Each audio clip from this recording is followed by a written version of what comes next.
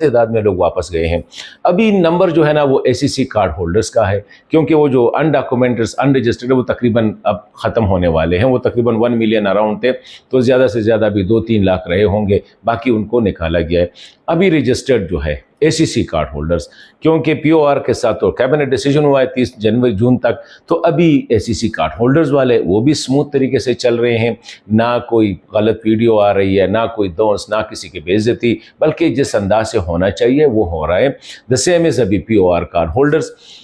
ابھی یہ ریسپروکیشن کس بات پہ ہو رہی ہے؟ میں اس پہ سوچ رہا تھا کہ یار اتنا جو ہے نا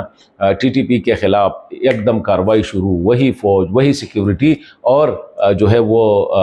ابھی کامیابی ہو رہی ہے۔ اس کا مطلب یہ ہے کہ کابل سے، افغانستان سے پاکستان کے ساتھ ٹھیک ٹھاک اشتراک ہے، ٹھیک ٹھاک تعاون ہے، مجھے یہ لگ رہا ہے۔ اسی طرح ریفیوجیز کے معاملے پہ بھی دونوں کی انڈرسٹینڈنگ ہے، دونوں کی، کیونکہ اگر یہ نہ ہوتا، ادھر طالبان ٹینشن بنا لینے کوشش کرتے، بارڈر پہ جس طرح پہلے ہوتا تھا کہ لوگ چلے جاتے پھر وہاں پہ زیادتیاں ہوتی، ادھر ان کی تصویریں آ جاتی، ابھی وہ سموتھ چل رہے۔ اور میں دیکھ رہا ہوں، آخر میں یہی کہوں گا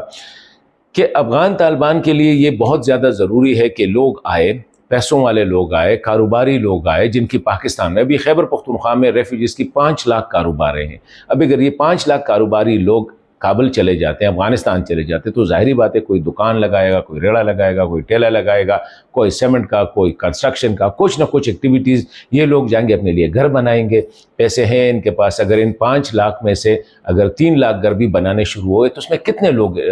تو یہ مجھے ایسا نظر آ رہا ہے کہ یہ اس وقت جو سچویشن ہے دونوں کی،